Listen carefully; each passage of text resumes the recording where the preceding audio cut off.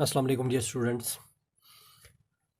आज के video lecture में हम थोड़ा एक्सटेंडेड डिस्कशन करेंगे अबाउट बीटा डिके।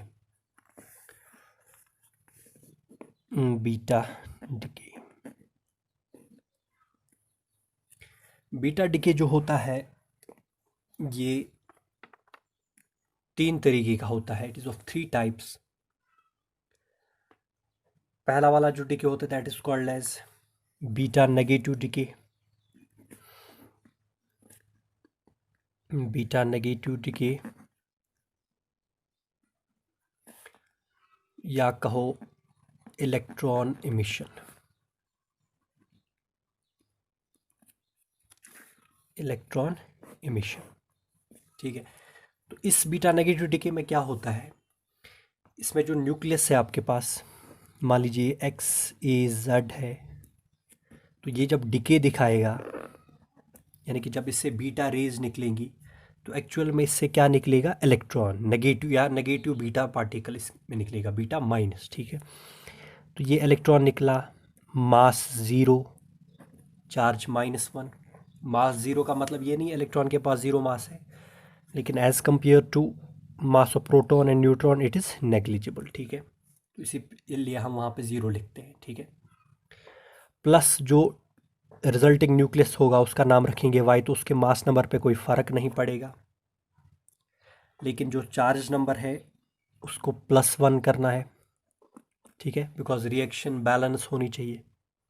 तो this is called as beta negative decay, in which negatively charge particle और इलेक्ट्रॉन इज एमिटेड। तो जो रिजल्टिंग न्यूक्लियस है उसका मास नंबर अनचेंज्ड रहता है एंड प्रोटॉन नंबर और atomic number is increased by unity.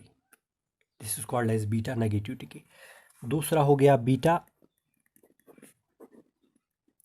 Positive decay, या इसको हम बोलते हैं positron emission. Positron emission, positron क्या होता है, positron is anti particle of electron, यानी कि ऐसा पार्टिकल जिसकी चार्ज पॉजिटिव होगी और मास इलेक्ट्रॉन के मास के बराबर होगा, ठीक है।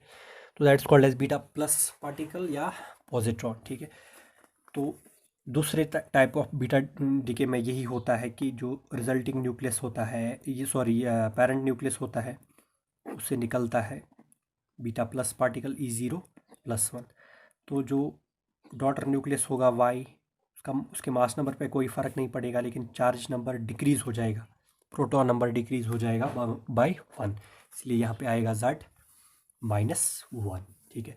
तो this is second type of beta decay, that is called as positron emission और बीटा प्लस डिके। जो third type of beta decay होता है that is called as electron capture. Electron capture में क्या होता है कि जो न्यूक्लियस है वो ऑर्बिटल इलेक्ट्रॉन को कैप्चर कर सकता है। तो that type of in that type of beta decay the orbital electron is captured.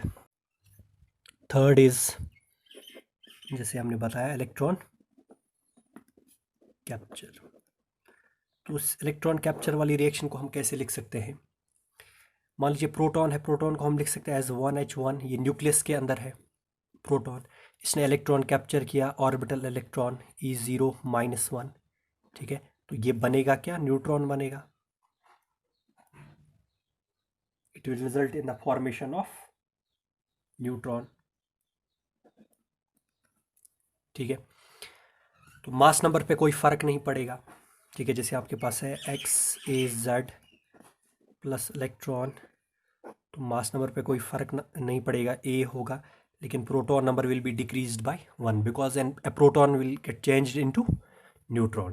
तो this type of beta decay is called as electron capture. अब एक हाइपोथेसिस है that is called as Pauli hypothesis. Pauli ने क्या किया कि अगर हम ग्राफ देखेंगे, अगर हम ग्राफ प्लॉट करेंगे between number of beta particles and energy, यानी कि वाई एक्सिस पे हम दिखाएंगे एनर्जी जो एनर्जी बीटा डिके में निकलती है, और यहाँ एक्स एक्सिस पे दिखाएंगे हम number of beta particles.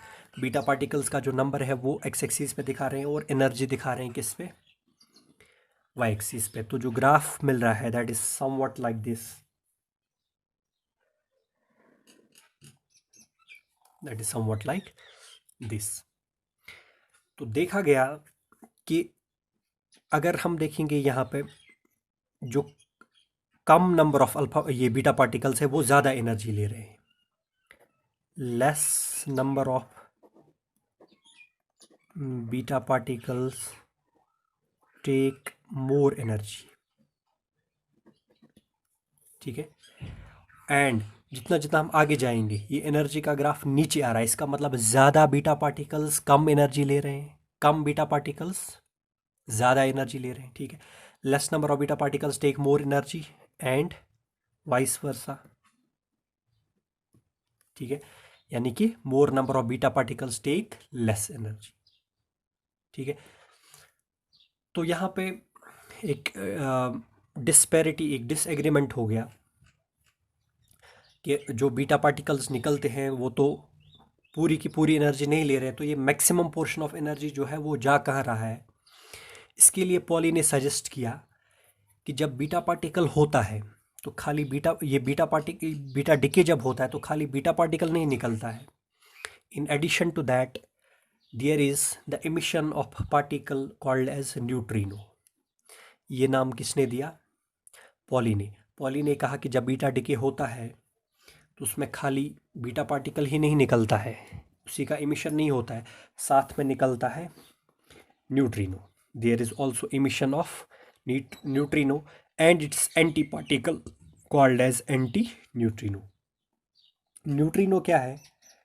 Neutrino एक ऐसा पार्टिकल है जिसका रेस्ट मास 0 है, फोटोन की तरह, and it travels with almost the speed of light, ठीक है।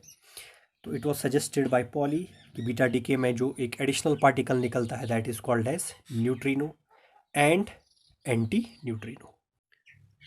तो रिएक्शन जो है एक्चुअली हमें उसको ऐसे लिखना होगा। अब एक और पार्टिकल आ गया न्यूट्रिनो एंड एंटी न्यूट्रिनो, तो रिएक्शन ऐसे है, एक्स ए जेड, ये पैरेंट न्यूक्लियस है, ये अगर देगा सपोज बीटा प्लस या बीटा माइनस, अगर देगा ये बीटा माइनस मतलब इलेक्ट्रॉन एमिशन, तो जो रिजल्टिंग न्यूक्लियस है उसका क्या होगा, Y mass number A and proton number is Z+1, ठीक है। और प्लस साथ में यहाँ पे निकलेगा anti neutrino, this is anti neutrino, ठीक है। और जो बीटा प्लस डिके होगा XAZ, तो यहाँ पे निकलेगा इलेक्ट्रॉन +-1, ठीक है। E0 +1 नॉट -1, ठीक है। प्लस यहाँ पे न्यूक्लियस आएगा YAZ-1, ठीक है। साथ में निकलेगा न्यूट्रिनो, दिस इज न्यूट्रिनो।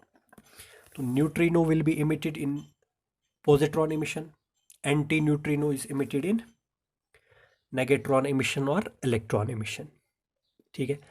तो जो मैक्सिमम एनर्जी है that is taken by neutrino और एंटी न्यूट्रिनो, तो इससे जो है एनर्जी के डिसएग्रीमेंट में कोई एनर्जी में कोई डिसएग्रीमेंट नहीं होता, law of conservation of energy satisfy होगा, और साथ में स्पिन एंगुलर मोमेंटम जो है वो भी कंजर्व होगा बाय इंट्रोड्यूसिंग या by taking into account the emission of neutrino and anti neutrino, ठीक है।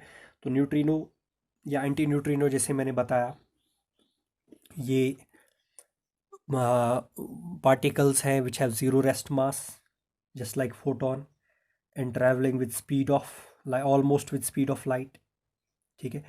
तो इनके निकलने से जो एनर्जी कंजर्वेशन है वो भी सेटिस्फाई होता है, and spin angular momentum that is also conserved, ठीक है। इनकी स्पिन होती है half, their spin is half, and जो एंटी न्यूट्रिनो है उसकी स्पिन जो होगी that will be opposite to that of neutrino, ठीक है। तो इस तरह से जो पॉली हाइपोथेसिस है या पॉली ने सक्सेसफुली एक्सप्लेन किया बीटा डिके की प्रोसेस को, जो उसमें एनर्जी और स्पिन एंगुलर मोमेंटम का कंजर्वेशन एक्सप्लेन नहीं हो रहा था, उसने एक्सप्लेन कर दिया। And neutrino was discovered in year 1931, यानी कि ज़्यादा कोई पुरानी बात नहीं है as compare to the history of major portion of physics. अब बात करेंगे गामा डिके की। गामा डिके कब होता है, यानी कि कब न्यूक्लियस से गामा फोटॉन एमिट होता है। ये तभी होता है जब अल्फ़ा डिके हो गया या बीटा डिके हो गया, तो उसके बाद न्यूक्लियस रह सकता है इन एक्साइटेड स्टेट। कि जनरली जो है अल्फ़ा और बीटा डिके होने के बाद न्यूक्लियस जो है वो मौजूद रहते हैं एक्साइटेड स्टेट में, nuclear left in excited state. तो ग्राउंड स्टेट में आने के लिए वो हाई एनर्जी रेडिएशन इमिट करते हैं in the form of gamma photons. ठीक है, तो आप इस रिएक्शन को कैसे लिख सकते हैं, जैसे XAZ है, ये एक न्यूक्लियस है, इसने अल्फ़ा डिके ऑलरेडी दिखाया है या बीटा डिके। ठीक है, अब हमारे पास ये रिजल्ट है, दिस इज डॉटर न्यूक्लियस। लेकिन ये एक्साइटेड स्टेट में, तो इसको हम यहाँ पे पुट करेंगे स्टार, इसके सिंबल में star shows that this nucleus is in excited state just after alpha और बीटा डिके। तो अब इसको ग्राउंड स्टेट में आना है, तो ये बनेगा XAZ, ठीक है, प्लस क्या निकलेगा, गामा फोटोन, यानी कि एनर्जी निकलेगी। ठीक है, तो गामा फोटोन या gamma decay takes place just after alpha and beta decay, and nuclei are back to ground state with the emission of gamma photon। ठीक है, तो गामा डिके जो है वो हमेशा अल्फा और बीटा डिके के बाद होगा। तो इस तरह से ये चैप्टर जो है एटॉमिक न्यूक्लियस ये भी ख़त्म हो गया।